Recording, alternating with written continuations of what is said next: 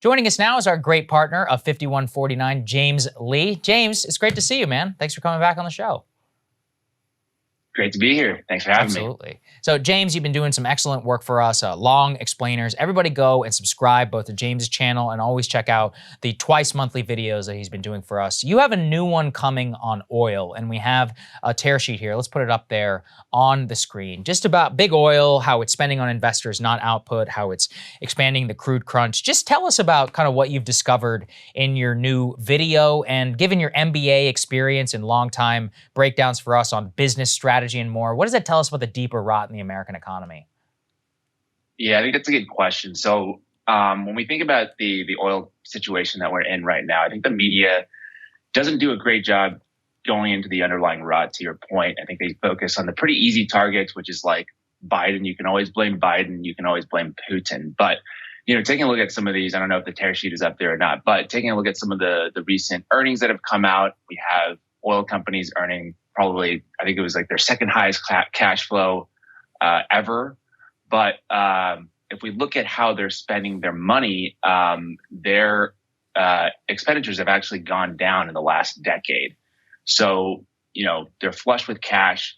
They're not really spending it on new investments or oil production. So what are they doing with it? They're actually spending it on either stock buybacks or dividends to enrich your shareholders, basically. So if you look at the capex compared to stock buybacks and dividends, the ratio is actually flopped. So now they're actually spending more on just returning cash to investors instead of spending it on new production.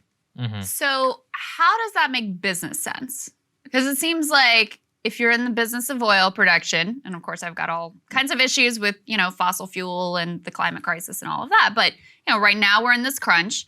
If you're in the business of drilling oil and selling it into the markets, how does it make sense to have lots of cash and then not do that? Yeah, so that's another good question. Why are they doing that? So I think when we look at investments, typically when we think about capital allocation for a business, they're going to look at two things. One, they're going to look at what's going to be my rate of return for this, and how much investment do I have to put in, and they compare the two. And if you're going to make more money, then usually what you would want to do is invest.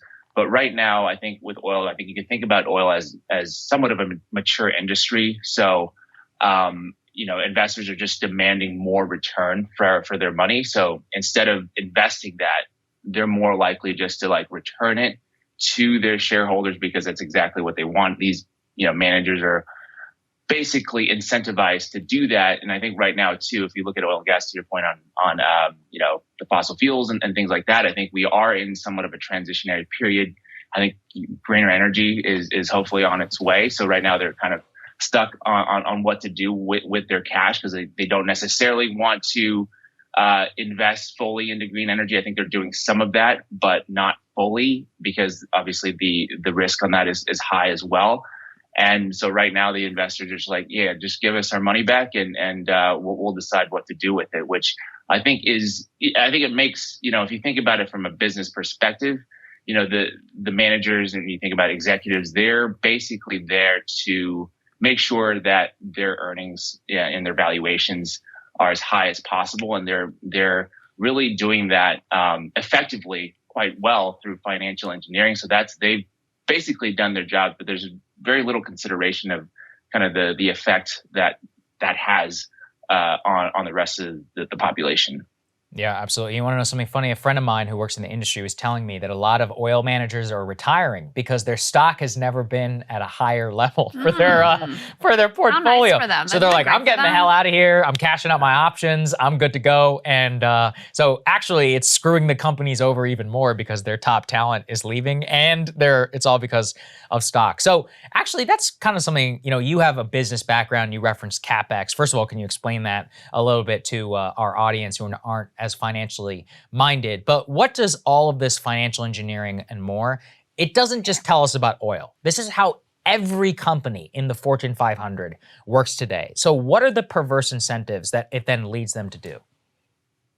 Yeah, so in terms of capex, it stands for capital expenditure. And it's just, you can think about it easily as the investment you have to put in to make something like capex would be like making a new factory, a new oil rig. And so just necessary investments that you have to make to grow the business. And businesses, not just in oil, but basically in every single sector, has been disincentivized to spend money on capex because Wall Street is really focused on this idea of asset light companies. They like asset light companies because there's not a lot of overhead. So you can think about that as like pharmaceutical companies, instead of making their own drugs in-house at their own manufacturing facility, would rather just outsource that to a third party. Either, it could be in the US, but it could also be overseas. It's happening all over that industry. There's other industries like Intel, microchip manufacturer. They're actually outsourcing, some of their semiconductor production overseas to the Taiwan semiconductor company, which is all great and well right now. But you're basically giving a lot of power. You're basically empowering your suppliers to maybe one day take over what you're currently doing. You have the case of Boeing. I'm sure some of you have seen the documentary on Netflix, where they're basically building planes without designing much of it, nor producing much of it. And that leads a lot of, that leads them to be exposed to a lot of problems down the road. So basically, you can think about America as there's these brands that are big and powerful, but they don't really have any underlying assets to back that up. And I think that's kind of a dangerous road to go down, especially for society. Although, business doesn't have necessarily a moral obligation to society, and that's where I think the perverse incentives come into play. And how do you change that incentive structure, or can you? I think you can. I think it's obviously very difficult. I think we have to untangle. You got to untangle, business from politics. I think if you look at the current Biden administration, they have a lot of their cabinet coming from this the consultancy firm. I think West Exec is what it's called, and I read their mission and motto. I think it literally says bringing the boardroom to the situation room, which is they're outwardly declaring that they want to bind together the public and private sector. And that's kind of, to me, that's really the crux of the problem is we have basically, if you think about business as players in a game, you think about government maybe as the refs. We have the players who obviously want to win this game, but they're also tied up with the refs. They're changing the rules as they play. The refs aren't really able to control the game. So you think about that. That's kind of the world that we live in right now. So then we have to have sort of independent government actors that are separate from the business players. So you think about it, a lot of times the government, the members of Congress, they're also the shareholders of these companies. Businesses, shareholders, everybody's a shareholder.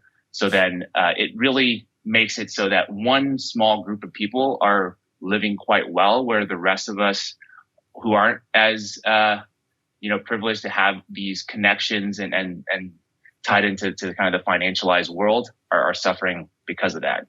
Yeah, I think that's what it all comes back to. Well said, man. Yeah, the video drops this weekend, guys. I can't wait to check it out. You've been doing phenomenal work. Everybody go subscribe to James's channel, 5149. Check out his video this weekend. And great to see you, my friend. Thank you so much. Thanks for joining us, man.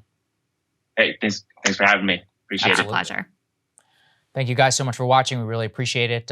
We got an announcement coming on Thursday about the live tour. I keep saying it, but it actually is coming, I promise. And look, if you're helping us out on the premium subscription, I know times are tough for some people out there, but if you can help us, it means the world. It enables us to, partner with people like James, support his work. Jordan Sheridan on the ground for that Amazon vote right now in Phoenix. We have a reporter there. We're going to have some of the footage.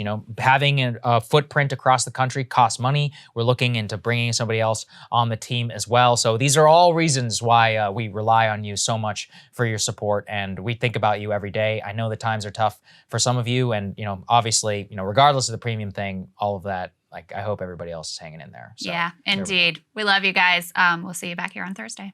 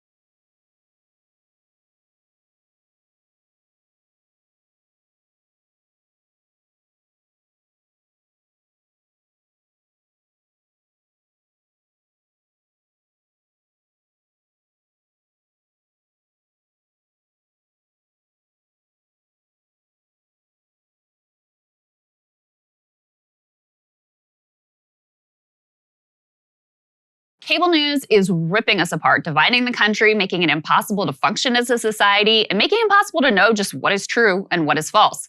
But the good news is they are failing and they know it. That is why we're building something new, a new mainstream, a healthier one, something more trustworthy, something that we are going to need in one of the most pivotal times in American history. We are building up here for the midterms, for the upcoming presidential election, but we need your help. So if you can help us out by becoming a premium member today at breakingpoints.com, we're trying to change America for the better and the entire world. So what are you waiting for, guys? Go to breakingpoints.com and sign up and help us build a new mainstream.